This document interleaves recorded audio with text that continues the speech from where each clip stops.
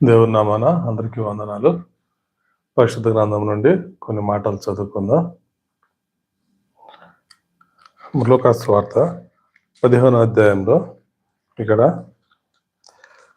Prodigal sun అంటే తప్పైన కుమారుడు గురించి కొన్ని మాటలు మనం ధ్యానిద్దాం. ఈరోజు తప్పైన కుమారుడు మరి ఇక్కడ ఆ తండ్రికి మరి ఈ యొక్క బైబిల్ వాక్య 15వ అధ్యాయం మనం చదువుకుంటే తండ్రికి ఇద్దరు కుమారులు ఉన్నారు. పెద్ద కుమారుడు, చిన్న కుమారుడు. అయితే చిన్న కుమారుడు తండ్రితో ఉండడం ఇష్టం లేక ఆస్తి పంపకం, అతను ఆస్తి తీసుకొని వేరే దేశానికి మరి తండ్రి నుంచి దూరంగా వెళ్ళిపోయాడు. మరి చిన్నప్పటి నుంచి మరి ఎంతకో తండ్రి దగ్గర పెరిగి, అయితే చివరికి తండ్రితో ఉండడము ఇష్టం లేకుండా మరి వెళ్ళిపోవడం జరిగింది. మరి ఆ తర్వాత మరి అధ్యాయం చదువుకుంటే ఆ తర్వాత అతను అనేక శ్రమలు పొంది, అంటే ఆ యొక్క ఆస్తి అంతా పోగొట్టుకున్నాడు. చెడు దుర్వ్యసనాలు అంటే ఈ యొక్క చెడు అలవాట్లు, అక్కడ చెడ్డ స్నేహితుల వల్ల మొత్తం పోగొట్టేసుకున్నాడు. పోగొట్టేసుకున్న తరువాత మళ్ళీ ఆ యొక్క తినడానికి కూడా తిండి లేని పరిస్థితి, ఆ యొక్క దేశంలో కరువు వచ్చిందంట. అప్పుడు ఆ యొక్క పందులు మేపడానికి అతను కాపరిగా చేరి, ఆ యొక్క పందులు మేపడంలో ఆ యొక్క పందులు పెట్టి పొట్టు ఉంది కదా, ఆ పొట్టు కూడా తినడానికి అతనికి అవకాశం దొరకలేదు. అప్పుడు అనుకున్నాడు, అరే నా తండ్రి దగ్గర నుండి నాకు ఈ కష్టాలు ఉండేవి కాదు కదా, కానీ నా దాసులు అక్కడ పనిచేసి అనేక మంది దాసులు ఉన్నారు. మరి వీళ్ళంతా రోజు మంచి బట్ట ఉంది, ఆహారం ఉంది. నేను ఇంకా నా తండ్రి దగ్గరికి వెళ్ళిపోతాను. అయితే నా వల్ల ఎంతో నష్టం వచ్చేసింది, మొత్తం నేను నాశనం చేశాను నా తండ్రి ఆస్తి అంతా. నేను తండ్రి అని పిలవడానికి కూడా నేను యోగ్యుడు కాదు. కాబట్టి ఒక దాసుడుగా నేను అక్కడ వెళ్తానన్నా అని అతను బయలుదేరి మళ్ళీ తిరిగి ఆ యొక్క తండ్రి దగ్గరికి వెళ్ళినప్పుడు, దూరంగా ఉన్నప్పుడే ఏం చేశాడు, ఆ తండ్రి పరిగెత్తుకుంటా వెళ్ళి ఆ యొక్క అతన్ని బాగా కౌలించుకొని ఆ మెడ మీద ముద్దు పెట్టి వెంటనే ఏం చేశాడండి, పెద్ద విందు చేశాడు. తండ్రి నేను యోగ్యుడు కాదు, నీ దాసునిగా ఉండాలనుకున్నాను, ఇలా చెప్పాలనుకున్నప్పుడు కూడా అవన్నీ వినలేదు తండ్రి. నా కొడుకు వచ్చాడు చాలు అని చెప్పి ఎంతో సంతోషంగా మరి పెద్ద విందు చేశాడు. కొత్త బట్టలు వేసి చేతికి ఉంగరం పెట్టి ఎంతో సంతోషంగా ఉన్నాడండి. ఒకసారి దేవుడు మన జీవితంలో కూడా మనకు అన్ని ఆశీర్వాదకరంగా ఎంతో సంతోషంగా మనం ముందుకు వెళ్తా ఉన్నప్పుడు కొన్ని దేవునికి చిత్తం లేకుండా, దేవునికి ఇష్టం లేకుండా మనకి కొన్ని పనులు చేసేటప్పుడు దేవుని దూరంగా పెడతాం. ఎందుకంటే దేవుని కంటే మనం వాటిని ఎక్కువ ఇష్టపడుతుంటాం. అంటే అది మనకి ఒక విగ్రహంగా అయిపోతూ ఉంటుంది. అది ఉంటే చాలు నాకు అనేది, దాని గురించి ఎక్కువ ఆలోచిస్తూ ఉంటాం. కాబట్టి కొన్ని చెడ్డవి కాకపోవచ్చు.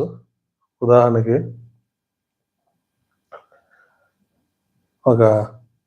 ఒక సమయాన్ని నువ్వు ఎక్కువసేపు నీ బ్రెడ్ అండ్ బటర్ కోసమో, లేకపోతే అదొక అలవాటుగా దాని ఒక సమయం అంతా దానికి స్పెండ్ చేస్తున్నావంటే, ఎగ్జాంపుల్ పిల్లలు గేమ్స్ ఆడుతూ ఉంటారు, రోజంతా ఆడితే ఏమవుతుందండి, అదొక విగ్రహం అయిపోతుంది, దాన్ని ఇష్టపడుతున్నాం.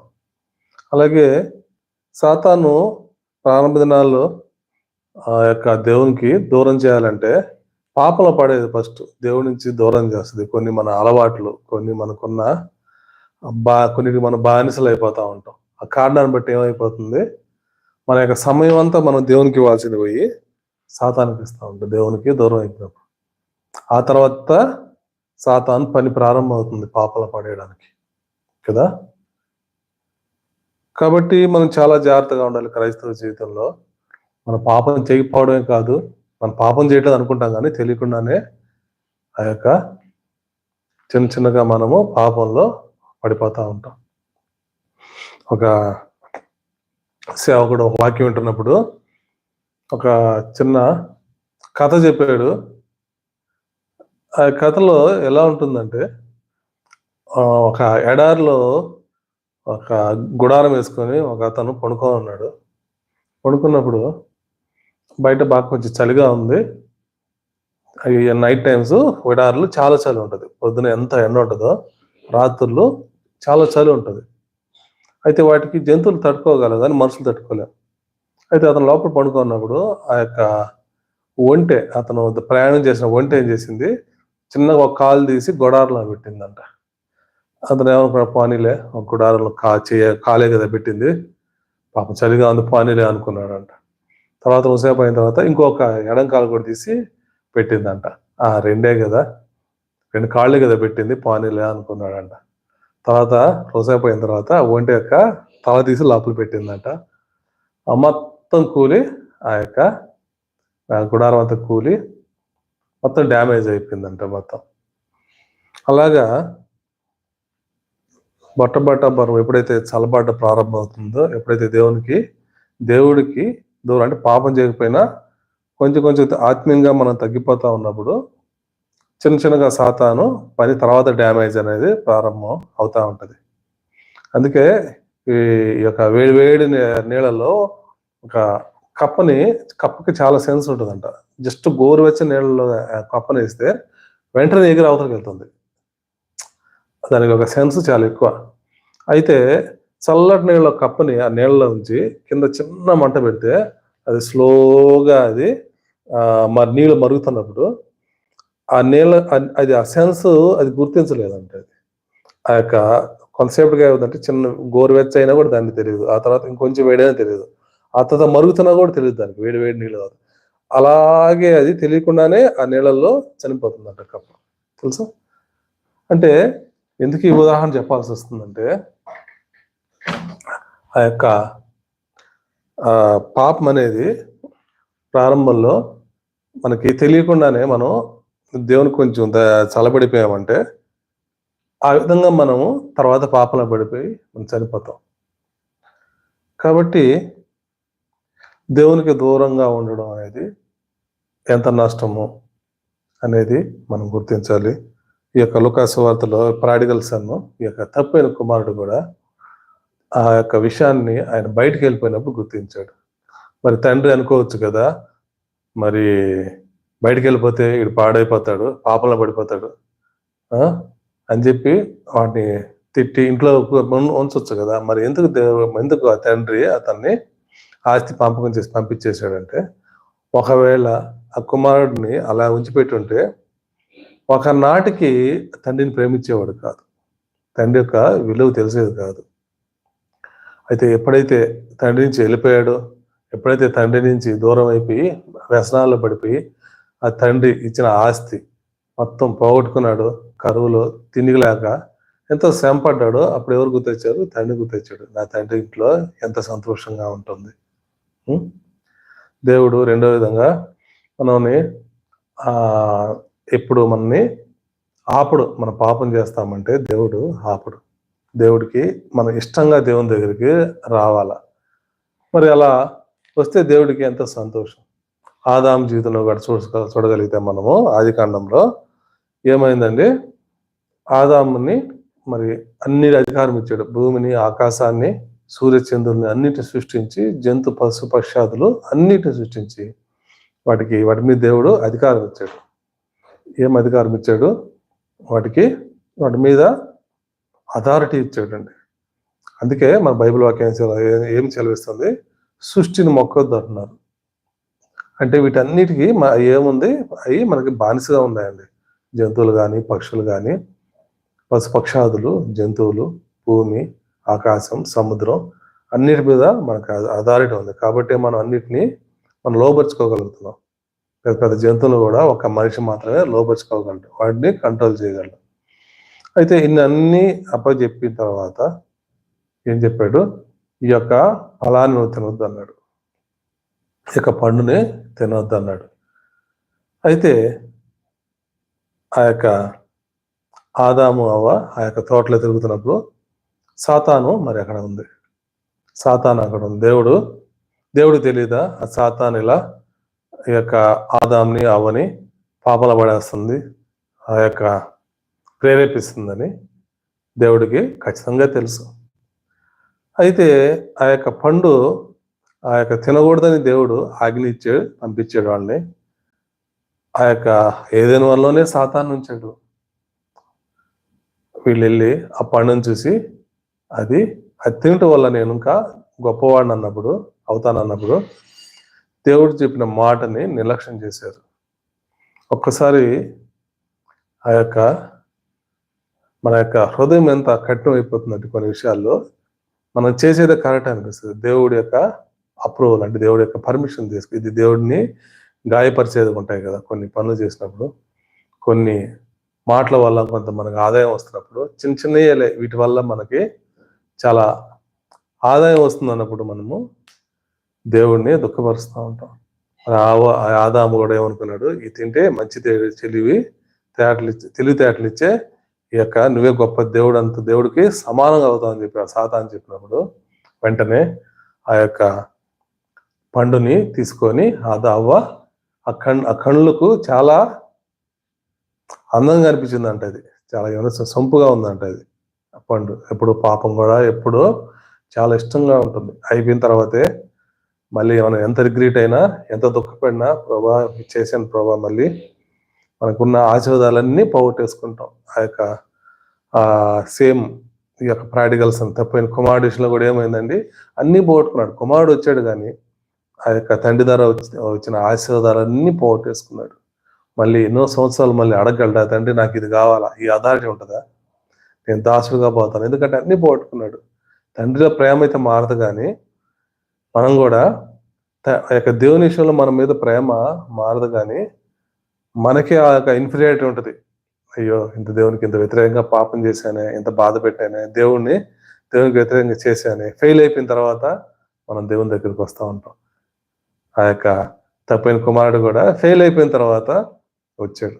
ఆదాము జీవితంలో కూడా అదే జరిగింది. మొత్తం వీళ్ళైతే ఇంకా దాంకున్నారు దేవుడిని చూసి. దేవుడు మన ఆపేయచ్చు కదా, ముందే సాతాన్ని ఆ తోటలోకి రానికుండా ఆపేయచ్చు కదా. ఆ పండు తినకుండా ఆదాముకి యేసుప్రభుకి తెలుసు కదా, ఆ పండు తినకుండా ఇంక తినబోతున్నారు ఇంకా వీళ్ళని తెలుసు కదా, వచ్చి ఆపేయచ్చు కదా, సాతాన్ని చెప్పించవచ్చు కదా. ఎందుకంటే దేవుడిని మనము ఇష్టంగా ప్రేమించాల. బంధకాలతో ఆ యొక్క మనం టీవీకి ఎలా రిమోట్ ఎలా ఉంటుందో, ఏ ఛానల్ పెడితే ఆ ఛానల్ వచ్చే విధంగా రిమోట్ గా మనం ఆపరేట్ చేయట్లేదు దేవుడు. Because we are sons and daughters to the God. దేవుడికి మనము, అందుకే మనము బైబిల్ వాక్యంలో ఏమంటుంది, యేసుప్రభు వచ్చిన తర్వాత మనము తండ్రి అని పిలుస్తున్నాం, దేవుడు అని పిలవట్ల. ఆ రిలేషన్ ఎలా ఉందంటే దేవునికి తండ్రికి ఇష్టంగా, ఆ తండ్రికి ఇది బాధ పెట్టకూడదు, దుఃఖపరచకూడదు, నేను దేవుడికి ఇలా ఇష్టంగా జీవించాలా అనేది ఒక తీర్మానం మనలో ఉండాలి. దేవుడికి అది ఇష్టం. అంతేగాని కష్టంగా ఇది చేస్తే దేవుడు మళ్ళీ నన్ను శపిస్తాడేమో, ఇది చేస్తే నాకు నష్టం వస్తుందేమో, ఈరోజు బైబిల్ చదవకపోతే నాకు ఈ వారం అంతా నాకు బయటికి వెళ్తే అన్ని ఇబ్బందులు వస్తాయేమో, ఇలా చేయకూడదు. ఒక్కోసారి మనం బాగా కష్టంగానే ఒక్కోసారి బైబిల్ చదవలేకపోయినా దాని విషయంలో మన ఎంతో మంది ఎంతో బాధపడతారు. అయితే దేవుడు ఏ విషయంలో బాధపడతాడంటే, దేవుని దుఃఖపరిచే విధంగా మన జీవితం ఉంటే బాధపడతాడు. ఒకరోజు మనము ప్రయాణాలు ఉండి చదవకపోయినా దేవుడు ఏమండు, ఒకరోజు చర్చి రాకపోయినా కూడా ఏమండు, కానీ చర్చికి వస్తే ఆ ఫెలోషిప్ లో మనం ఆత్మీయంగా బలపడతాం, అది ప్రాముఖ్యమైంది. అయితే చర్చి రాకపోయినా దేవుడికి ప్రాబ్లం కాదు, కానీ పాపంలో పడితే దేవుని దుఃఖపరిచే విధంగా మన జీవితం ఉంటే, మన ప్రవర్తన కానీ, మన మాటలు కానీ, మన చూపు కానీ, మన ఆలోచన కానీ దేవుని గాయపరిచే విధంగా ఉంటే ఖచ్చితంగా అది దేవుడికి నష్టం కల్పించేది. అయితే ఇక్కడ కూడా దేవుడు ఆపలేదండి ఆ యొక్క ఆదాంని, వాళ్ళు పండితుడు ఆపలేదు. దానివల్ల ఏమైపోయారు, సాతాన్ని దేవుడు ఒక్కోసారి వాడుకుంటా ఉంటాడు. దేవుడు ఎప్పుడు ఎక్కువ ఆస్వాదించాలో అప్పుడు దేవుడు ఎక్కువగా సాతాను కూడా వాడుకుంటాడు. సాతాను దేవుని యొక్క వెదలుగా ఉంది మన జీవితంలో. మనం ఎవరు పక్క ఉన్నాం, దేవుని పక్క ఉన్నామా లేకపోతే సాతాను పక్క ఉన్నాం ఎప్పుడు తెలుస్తుంది, ఆ శ్రమ వచ్చినప్పుడే కదా. బాగా కష్టపడి చదివితేనే కదా మనకి ఒక నీట్ ఒక మెడిసిన్ లో మంచి సీటు కొట్టాలంటే. బాగా చదివినప్పుడు ఎంతో శ్రమపడి రాత్రి మూడు కోచింగ్ తీసుకొని బాగా చదివి ఆ యొక్క ర్యాంక్ వచ్చినప్పుడు ఎంత సంతోషం ఉంటుందండి, అబ్బా నాకు సీట్ వచ్చిందని కదా. మరి ఇక్కడ చదువు విషయంలోనే మనం అంతగా ఉన్నప్పుడు మరి దేవుడిని ఆయన ఎన్నుకొని ఆయన పాత్రగా వాడుకోవాలనుకుంటే ఆయన నిన్ను ఆయన బిడ్డగా అప్రూవ్ చేయాలంటే మరి దేవుడు కూడా మనం పరీక్షిస్తుంటాడు కదా. పరీక్షించడా? ఖచ్చితంగా పరీక్షిస్తూ ఉంటాడు దేవుడు. మరి ఆ పరీక్షలో ఆదాము ఫెయిల్ అయిపోయాడు. అయితే 39వ అధ్యాయము ఆది కాండంలో మరి జోసెఫ్ని దేవుడు జ్ఞాపకం చేసుకున్నాడు. అయితే ఆ జోసెఫ్ అంటే యోసేపు జీవితంలో దేవుడు గొప్ప ప్రణాళిక ఉంది. ముందుగానే కలల ద్వారా చూపించాడు కదా, తండ్రికి యొక్క అన్నదమ్ములకి ఆ యొక్క కళ్ళ ద్వారా చూపించాడు, నేను రాబోయే రోజుల్లో ఇలా గొప్పగా ఆశీర్వించబడతాడని. దేవుడు మన విషయంలో కూడా మంచి ప్లాన్ ఉంటుంది దేవుడికి. అయితే యోసేపుని ఆ తర్వాత ఆ యొక్క బానిసగా, ఆ తర్వాత మనం చదువుకుంటే తర్వాత ఇదాలో వాళ్ళ యొక్క అన్నదమ్ముల యొక్క అసూయను బట్టి అతను బానిసగా అమ్మేశారండి. మరి ఐగుప్తుకి మరి అతను రాబడినప్పుడు ఏమైంది, అతన్ని ఆ యొక్క పొతిఫర్ అని ఒక రాజు కింద ఒక ప్రధాన సైనికుడిగా ఉన్న అతని దగ్గర అతన్ని ఆ ఇంటికి ఆ యొక్క పని చేసే విధంగా పెట్టుకున్నప్పుడు అక్కడ ఏమైంది, 39వ అధ్యాయంలో ఆ యొక్క ఆది కాండము 39వ అధ్యాయంలో అక్కడ ఆ యొక్క పొతిఫర్ యొక్క భార్య ఏమైపోయింది, ఆ యొక్క యవ్వనస్తుడు అంటే దాదాపు 18-20 సంవత్సరాల ఆ వయసులో ఉన్నటువంటి యోసేపు అంటే యవ్వనంలో ఉన్నాడు. మరి ఆ టైంలో యవ్వనస్తులు తప్పక త్రొట్టిల్లుదురు. అయితే దేవుని వాక్యం ద్వారా మనము సరి చేసుకోగలమని దేవుని వాక్యం సెలవిస్తుంది.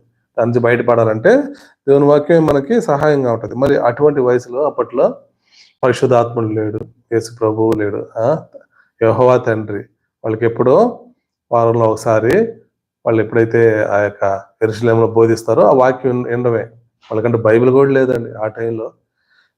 ఆ యొక్క యోసేపు ఎంత యథార్థంగా అంటే ఆ స్త్రీ వచ్చి అనేకసార్లు ప్రేరేపించింది నాతో కూడుకోమని. ఆ యొక్క భర్త లేనప్పుడు, ఒంటరిగా ఉన్నప్పుడు, చుట్టుపక్కల ఎవరు లేనప్పుడు అనేకసార్లు పట్టుకున్నప్పుడు మరి ఏమంటున్నాడు, దేవుని ఎదుట ఇంత భయంకర పాపం ఎలా చేస్తాను అన్నాడు. చూడండి ఈ యొక్క 8వ వచనంలో 39 వచనంలో, అయితే అతడు ఒప్పక నా యజమాడు తన కలిగిందంతయు నా చేతికి అప్పగించిన కదా, నా వశమున తన ఇంట్లో ఏమి ఉన్నదో అతడు ఎరుగక ఈ ఇంటిలో నాకంటే పైవాడు ఎవడనూ లేడు, నీవు అతని భార్య అయినందున నిన్ను తప్ప మరి దేని నాకు అప్పగింపగంటలేదు, కాబట్టి నేను ఇట్లా ఇంత ఘోరమైన దుష్కార్యము చేసి దేవునికి విరోధంగా పాపము కట్టుకుందను అని తన యజమాని భార్యతో నేను. చూసారండి, మనం పాపం చేస్తున్నామంటే అర్థము దేవుడిని మనం దూరంగా ఉండమని చెప్తున్నట్టే అర్థం. కానీ యోసేపు దేవుడిని దూరంగా ఉండొద్దు అంటున్నాడు, అనట్లేదు. దేవుడు ఇంత భయంకర పాపం, దేవుడు ఇంత చూస్తున్నప్పుడు ఎదురుగా ఇంత భయంకర పాపం నేను ఎలా చేస్తున్నాను. మన ఆత్మీయంగా మనం బలపడినప్పుడు, మా యొక్క చల్లబడినప్పుడు ఆ తర్వాత పడే పాపానికి కారణం ఏంటంటే దేవుడు మనల్ని చూస్తున్నాడు అనే దానికంటే దేవుడి కంటే దాన్ని ఎక్కువ ప్రేమిస్తున్నాం, ఆ పాపాన్ని ఎక్కువ ప్రేమిస్తున్నాం. దేవుడిని దూరంగా ఉండు అంటున్నాం. ఇంకో విధంగా చెప్పాలంటే దేవుడిని దూరంగా ఉండు, నా ముందు నేను నా యొక్క లస్ట్ని, నా యొక్క మోహాన్ని, ఆ యొక్క పాపంలో సంతోషాన్ని పొందని తర్వాత మళ్ళీ నువ్వు రా అనే విధంగా ఉన్నామేమో. అయితే జోసెఫ్ అలా లేడండి. అయితే దేవుడు ఆ స్త్రీని వాడుకున్నాడు. మరి ఆ రోజు కానీ ఒకవేళ ఆ స్త్రీతో సైనించి ఉండుంటే, ఒకవేళ యవనస్తుడు ఆ యొక్క దేవునికి వ్యతిరేకంగా పాపం చేస్తుంటే, ఒకవేళ పొతిఫరు చెప్పి ఒకవేళ పొతిఫర్ను కూడా ఒకవేళ ఆ తర్వాత సైడ్ చేసి ఆ ఇంటికి యజమాని అయి ఉండేవాడేమో. ఆ తర్వాత దేవునికి దూరంగా పాపస్తుడుగా జీవించి నరకానికి వెళ్ళేవాడేమో. అయితే జోసెఫ్ ఆ యోసేపు ఆ విధంగా చేయకుండా, నా దేవునికి ఇంత భయంకరమైన పాపం, నేను దేవునికి వ్యతిరేకంగా ఇంత భయంకర పాపం ఎలా చేస్తానని చెప్పి ఆ యొక్క వస్త్రాన్ని వదిలేసి పారిపోయాడండి. నిజంగా మనం మనం మన మనం పాపంలోకి వెళ్తున్నాం. అనేక మంది యవనస్తులు వీళ్ళే పాపంలోకి వెళ్తున్నారు. అయితే యేసేపుకి ఆ పాపమే చుట్టుముట్టింది. పాపం అనేది చుట్టుముట్టి పట్టుకున్నప్పుడు ఆ స్త్రీ రూపంలో ఎంత టెంప్టేషన్ ఉంటుందండి, ఎంత శోధన ఉంటుంది. అయితే అటువంటి దాన్ని వదిలివేసి పారిపోయాడండి జోసెఫ్. దేవుడు బల నమ్మకమైన దాసుడా అన్నాడు. జోసెఫ్ అతని జీవితంలో ఎప్పుడు అలా ఆ విధంగా అనుకోవాలా, ఇంత భయంకరంగా నేను ఆశీర్వించబడతానని. ఎటువంటి ప్లాన్ ఉందంటే దేవుడికి, ఆ ప్లాన్ ఫుల్ఫిల్ అవ్వడానికి ముందు ఏం చేశాడు, స్త్రీ ద్వారా పరీక్షించాడండి. ఆ తర్వాత ఆ యొక్క దేవుని యొక్క సమయం వచ్చింది. ఆ యొక్క ఐగుప్తు దేశం మొత్తానికి అధికారి అయ్యాడండి. రాజు తర్వాత ఆ రాజ్యం మొత్తానికి అధికారిగా రాజు యొక్క ఉంగరాన్ని తీసి ఆ యొక్క యోసేపుకి తొడిగించాడు. ఏమన్నా కావాలంటే యోసేపుని దాటుకొని తర్వాత నా దగ్గర రమ్మన్నాడు. అంటే యోసేపే చెప్పాలి ఏదైనా చెప్పాలంటే, ఇది అని. అంటే యోసేపుకి రాజుకు మధ్యలో ఇంకెవరు లేరు. ఏదన్నా రావాలంటే, ఏదన్నా మాట్లాడాలంటే యోసేపుని దాటుకున్న తర్వాతే, యోసేపుతో మాట్లాడిన తర్వాతే మరి దగ్గర రావాలా. చూసావా, దేవుడు ఎంతగా ప్రణాళిక ఉందంటే మన లైఫ్లో మనం చేసే క్షణికమైన పాపాలను బట్టి ఫెయిల్ అయిపోయి దేవునికి దూరం అయిపోతా ఉన్నాం. ఆయన పని ఆగిపోతా ఉంది. ఆయన పని ఆగిపోవడం కాదు, మనను వాడుకోవాల్సింది దేవుడు ఇంకొకరిని వాడుకుంటున్నాడు అంతే. దేవుడు పని అయితే ఆగదు. కానీ ఎందుకు ఉదాహరణగా చెప్పాలంటే, మరి దేవుడు 12 మంది శిష్యులను ఎన్నుకున్నప్పుడు ఆ 12 మందిలో 11 మంది దేవుని కోసం యథార్థంగా నిలబడ్డారు. ఒకడు డబ్బును ప్రేమించాడు. ఆ డబ్బును బట్టి దేవుణ్ణి అమ్మేశాడు, వెళ్ళిపోయాడు. ఆ దేవుడికి ఆ యొక్క వెండి నాణ్యాల కోసము దేవుడిని వదిలేసాడు, వెళ్ళిపోయాడు. ఆ తర్వాత ఉరేసుకొని చనిపోయాడు అని బైబిల్ వాక్యం సెలవిస్తుంది. అయితే ఆ 11వ స్థానం, ఆ 12వ స్థానం ఆగిపోయిందంటే ఆగలేదండి. ఆ 12వ స్థానంలో అపోస్తలుడైన పౌలు వచ్చాడు. పౌలును దేవుడు ఎన్నుకున్నాడు. పౌలు ఎలాంటి వాడు అంటే, క్రైస్తవులు కనిపిస్తే చంపేసేవాడు. చంపించి రాళ్ళు కొట్టి, కోడాలతో కొట్టి గాయాలని జైలు లేపిస్తున్నటువంటి పౌల్ని దేవుడు జ్ఞాపకం చేసుకున్నాడు. ఎందుకు పౌలు జ్ఞాపకం చేసుకున్నాడు? అంతకంటే ఆ పౌలకి ఈ వాక్యాన్ని బోధిస్తున్న గమానియేలు ఉన్నాడు కదా, మరి గమానియేలును జ్ఞాపకం చేసుకోవచ్చు కదా. మరి పౌల్ని ఎందుకు జ్ఞాపకం చేసుకున్నాడు అంటే, దేవుడు రెండవదిగా మన హృదయాన్ని చూస్తాడు. దేవుడు మనతో మాట్లాడినప్పుడు వదిలేయడానికి రెడీ అయిపోతే, ఏమైనా అది ఎంత విలువైందా సరే నాకు ఇంపార్టెంట్ అవసరం లేదని చెప్పి వదిలేయడానికి ఆ యొక్క పౌలు సిద్ధంగా వాడు, మనసు కలిగిన వాడు పౌలు. కాబట్టి అది ఎంతో గొప్ప సేవకులు ఉన్నారు ఆ టైంలో. ఆ యొక్క బైబిల్లో ఆ యొక్క టీచింగ్ చేసే గమాలీలు అంటే ఇంకా గొప్ప ఉన్నారు. పరిచయాలు ఉన్నారు, సద్దికులు ఉన్నారు. అయితే ఎంతో దుర్మార్గంగా ఉండి అటువంటి క్రైస్తవులను చంపుతూ జైల్లో వేస్తున్నటువంటి అపోస్తలుడైన పౌల్ని దేవుడు ఎందుకు జ్ఞాపకం చేసుకున్నాడు తెలుసా? ఆ హృదయము ఆ యేసుప్రభు తెలిసిన తర్వాత ఎలా అయిపోయాడు, చనిపోవడానికి సిద్ధమైన రాళ్లతో కొట్టారు, అయినా వదలలేదు దేవుడిని. జైల్లో వేశారు, అయినా దేవుడిని వదలలేదు. అలాగే లాస్ట్కి ఆ యొక్క తల దేవుని యొక్క సమయం ఇచ్చినప్పుడు దేవుని మహిమ కోసం చనిపోవడానికి చిరచేతనం చేయబడ్డాడు పౌలు. ఆ విధంగా యథార్థంగా సేవ చేశాడు. దేవుడికి అటువంటి వాళ్ళు కావాలండి. దేవుడు అటువంటి వాళ్ళని ఎక్కడన్నా వదులుకోడు. ఉన్న పాటను వదిలేయడానికి ఏదైనా దేవుడు చూపించినప్పుడు ఉన్న పాటగా వదిలేస్తే దేవుడు చాలా సంతోషం.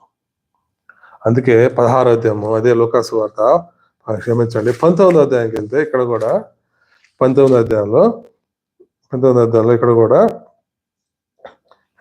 యొక్క జక్కయ్య ఉన్నాడండి. అక్కడ ఎరుకో ప్రాంతంలో ఒక జక్కయ్య, అతను ఎటువంటి వాడు అంటే వెరీ స్టబ్బర్న్ హార్ట్. ఎంత కఠినస్తుడు అతను, ఎంత కఠినస్తుడు అంటే ఆయన ఆ యొక్క దేశంలో, ఆ పట్టణంలో ఎంతో అందరిని అంటే ట్యాక్స్, అంటే ఆ యొక్క ట్యాక్స్ కలెక్టర్గా ఉన్నాడు. అంటే ఆ యొక్క పన్నులు కట్టపోతే ఆ ఇంటిని, ఆస్తిని, తాలిబొట్లని అన్ని లాగేసుకొని ఆస్తిని పెంచుకున్నవాడుగా ఉన్నాడు. ఎంతో భయంకరమైన వ్యక్తి.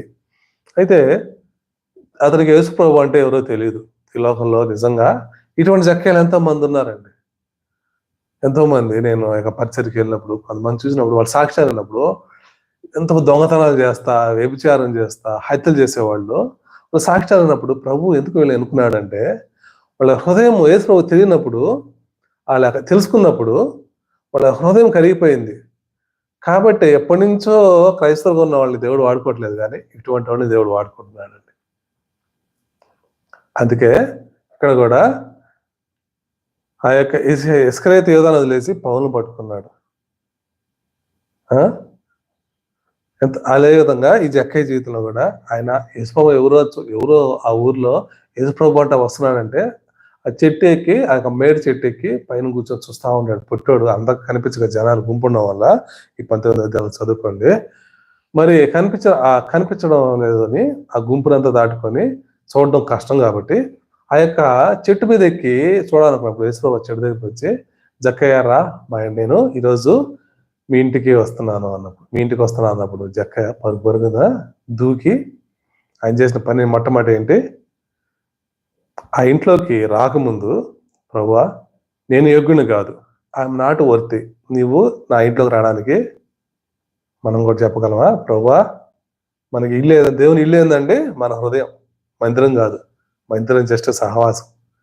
ఆడ మన ప్రార్థన విన్నపంలో సహవాసంగా ప్రార్థన చేసినప్పుడు అది బలంగా ఉంటుంది.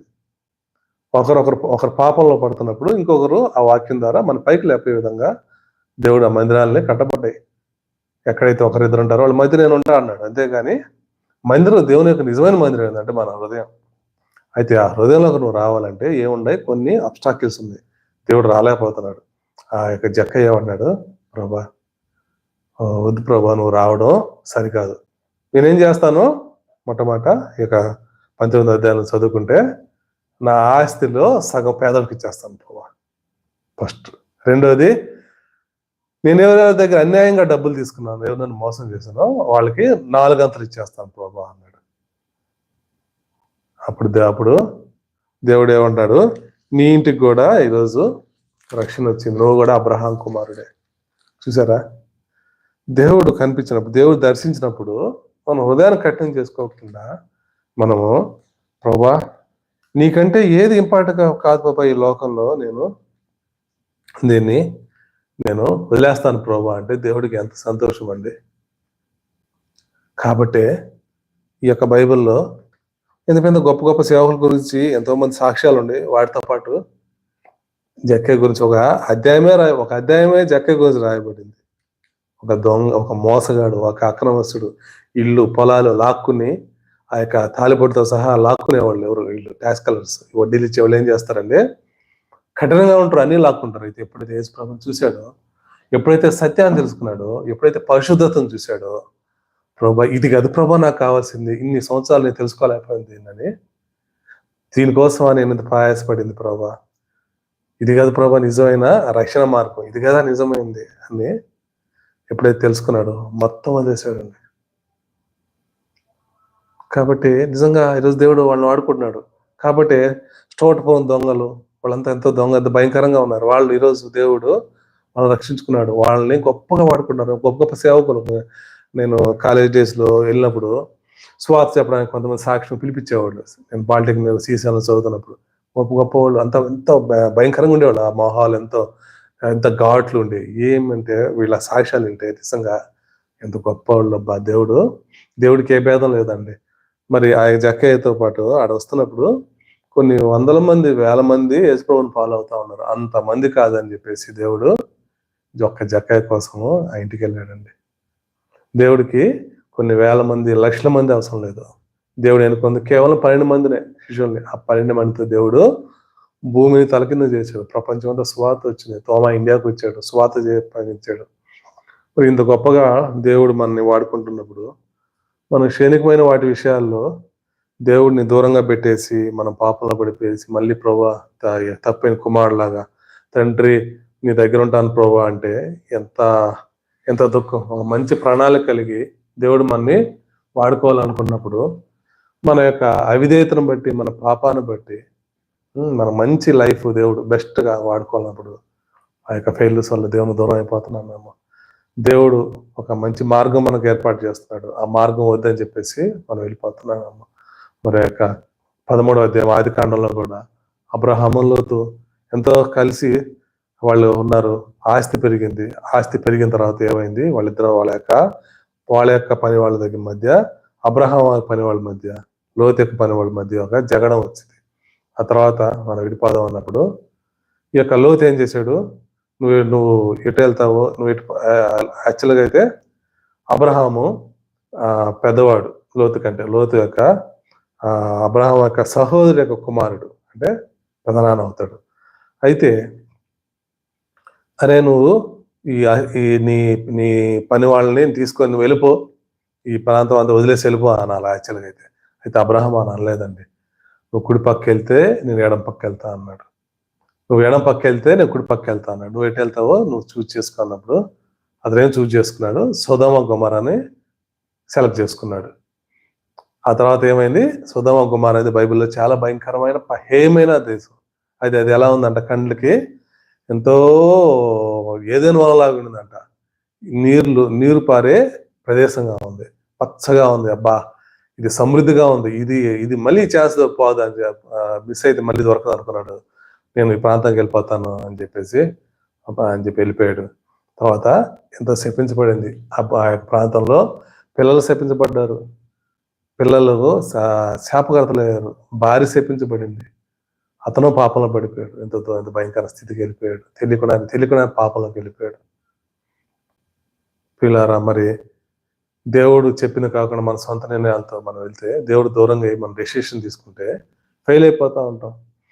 అది మన చిన్ననాటి నుంచి అది ప్రారంభం అవుతుంది. ఆదాం జీవితం అలా అయింది. మరి చిన్న పిల్లవాడిగా ఉన్నప్పుడు మరి మనం ఎలా ఉంటాం, మనం పట్టుకొని తీసుకెళ్తా ఉంటాం. కొంచెం పెద్ద అయిన తర్వాత వాడికి ఇష్టం ఉండదు మనం చేయబట్టుకోవడం. వాడే మన చేయబట్టుకుంటాడు, పట్టుకొని వాడు అవసరం లేనప్పుడు మనం చేయబట్టుకుంటాడు, అవసరం లేనప్పుడు వదిలేస్తా ఉంటాడు. ఈరోజు కూడా మన జీవితాల్లో కూడా మనం ఎలా ఉన్నామంటే, మన దేవుడు శ్రమలో ఉన్నప్పుడు, కష్టంలో ఉన్నప్పుడు, రక్షణ లేనప్పుడు, రక్షణ పార్కుల్లో మనం వెతుకుతున్నప్పుడు, దేవుడు మనం రక్షించినప్పుడు ఎంతో యథార్థంగా ఉన్నాం, ఎంతో పరిశుద్ధంగా ఉన్నాం, ఎంతో ప్రార్థనా జీవితం ఉంది. ఆ తర్వాత మనం బ్లెస్ అయిన తర్వాత ఈ యొక్క అబ్రహాం నుంచి ఎలా అయితే లోతు దూరం వెళ్ళిపోయాడో, మనం కూడా దేవుడి నుంచి దూరం వెళ్ళిపోతున్నామేమో మనం పరీక్షించుకుందాం. మనం పట్టుకొని ప్రభా ఇప్పుడు నాకు కావాలని చెప్పి పట్టుకోవడం, మనకు అవసరమైనప్పుడు దేవుడిని వదిలేయడం. నువ్వు పాపం చేస్తున్నప్పుడు ప్రభా నువ్వు దూరంగా ఉండను. మరి ఈ విధంగా మన జీవితం ఉందా? దేవుడు మనని దర్శించి మనతో మాట్లాడుతున్నప్పుడు మనం కఠినంగా ఉంటున్నాము హృదయం. మరి దేవుడు మన జీవితంలో మంచి ప్రణాళిక ఉంది. ప్రతి ఒక్కరు యూఆర్ వెరీ ప్రెషియస్ అంటున్నాడు. దేవదూతల కంటే కొంచెం తక్కువ చేశాడంట కదా. హెబ్రీ పత్రిక 2వ అధ్యాయంలో అంటాడు, దేవదూతల కంటే కొంచెం తక్కువ, వీఆర్ వెరీ ఇంపార్టెంట్. మనకున్న వేలు ముద్ర మరి ఇంకొకరికి ఉండదు. మనం యూనిక్ అంటే మన ప్రత్యేకత, ప్రతి ఒక్కరికి ప్రత్యేకత ఉంది. నీ యొక్క ఎంటుకలు కూడా లెక్కించబడ్డాయి ప్రతి ఒక్కటి అన్నారు. You are the light to the world అన్న, మీరు వెలుగుగా ఉండాలా ఈ లోకానికని ఆ మత్తయి సువార్త 6వ అధ్యాయంలో దేవుడు మాట్లాడుతున్నాడు. కొంచెం ఆ లైట్ని, ఆ యొక్క దీపాన్ని కొంచెం కింద పెట్టవద్దు అన్నారు, పంచాల కింద పెట్టవద్దు. ఎప్పుడు పెడతాను తెలుసా, మనం పాపం పడిపోతే దేవుడిచ్చే మన పని చేయలేక, దేవుడు భయంకరంగా ఉండలేనప్పుడు ఏం చేస్తామంటే, మన లైట్ నుంచి వెళ్ళిపోయినప్పుడు, చీకటి అయిపోయినప్పుడు ఎలా ఉంటామంటే మనం కింద ఉంటాం, పైన ఉండాల్సింది. అనేక మందికి మనం మోడల్గా ఉండాలా, ఒక పరిశుద్ధత కాపాడుకుంటూ ఉండాలా. అయితే దేవుడు ఆ యొక్క ప్రత్యేకమైన ప్రణాళిక కలిగి దేవుడు మనం వాడుకోవాలా అనుకున్నప్పుడు, అప్పుడే సాతాను మన మీద దాడి చేస్తున్నప్పుడు జోసెఫ్లాగా నిలబడగలుగుతున్నామా, లేకపోతే ఫెయిల్ అయిపోతున్నామా? పాపంలో పడిపోయినప్పుడు ఏం చేస్తాం, దేవుడికి పని చేయలేక, దేవునికి ఇష్టంగా ఉండలేక ఫెయిల్ అయిపోయిన తర్వాత అప్పుడు సాతానే చెప్పొద్ది, ఇద్దరు చూసావా నువ్వు దేవునికి పనికిరావు, చూసావా నువ్వు పాపంలో పడిపోయావు, చూసావా నువ్వు ఇంకా మళ్ళీ బైబిల్ ఎట్టబట్టుకుంటావు కదా. నా జీవితంలో కూడా యవ్వనంలో ఎన్నోసార్లు ఆ ఫెయిల్స్లో వెళ్ళాను. అయితే దేవుడి మీద ఆధారపడినప్పుడు దేవుడు బలపరిచాడు. ఈరోజు మళ్ళీ వాక్యం చెప్పగలుగుతున్నామంటే దేవుని యొక్క కృప. కాబట్టి అపోస్తలుడైన పౌలు ఈ యొక్క 24వ అధ్యాయం 16వ వచనం చదువుకోండి. ఇది స్ట్రైక్ అంటే అది జ్ఞాపకం చేసుకోవాలి మనం ప్రతిసారి. ప్రభువు దగ్గర, దేవుని దగ్గర, ప్రజల యొద్ద నా నిర్దోషత్వాన్ని నేను కాపాడుకుంటున్నాను. ఎంత మంచి మాట అండి. ప్రభు మనం కూడా చెప్పగలమా, నేను ఎక్కడికి వెళ్ళా దేవుని ఎడల అలాగే మనుషుల ఎడల నేను నిర్దోషత్వాన్ని కాపాడుకుంటున్నాను. ఎంత మంచి మాట అండి. మనం కూడా అలా ఉంటే ఎంత సంతోషం దేవునికి. అప్పుడు మనం ఎలా ఉంటాం, నిజంగానే లైట్గా ఉంటాం, ఎంత ఎత్తులో ఉంటాం. అనేక మందికి మనం మాట్లాడినప్పుడు ఆ మాటలు ఆ యొక్క అనేక మంది మార్చే విధంగా ఉంటాయి, అనేక మందిని రక్షించే విధంగా ఉంటాయి. ఆ లైట్ అనేది లేకుండా ఉంటే, మనము కొంచెం కింద ఉంటే, మనం చెప్పినా కూడా ఉపయోగం ఉండదు. ఫెయిల్ అయిపోయిన తర్వాత, పాపంలో పడిపోయిన తర్వాత, దేవుడు మనతో లేకపోతే మనం ఎంత బోధించినా వ్యర్థమే.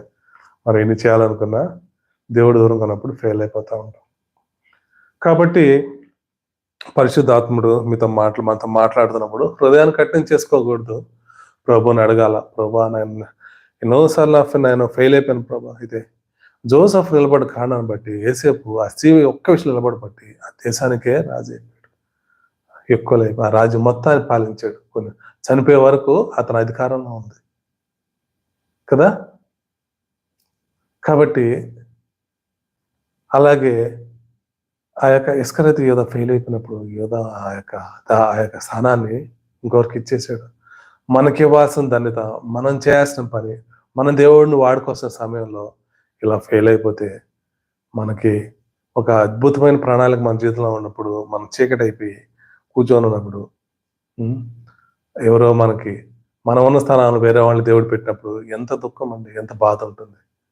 కాబట్టి దేవుడు మనతో మాట్లాడుతున్నప్పుడు ప్రభువా ఈ యొక్క పరిస్థితి నుంచి ఒకవేళ మనం పడిపోయి ఉన్నామేమో, ఒకవేళ దేవుడినితో మాట్లాడుతున్నప్పుడు ప్రభా మరి ఇటువంటి జీవితం నుంచి నాకు విడుదల కావాలి ప్రభా, మళ్ళీ నేను నీ పాత్రగా ఉండాలా, నీ పరిశుద్ధాత్మని నాతో నింపండి ప్రభా, నీ అపవిత్రం తీసాను ప్రభా, నీ కొరకు నా ప్రార్థనా జీవితం చాలు, నీతో గడిపే జీవితం నాకు ఇవ్వు ప్రభా అని అడిగితే దేవుడికి ఎంత సంతోషం.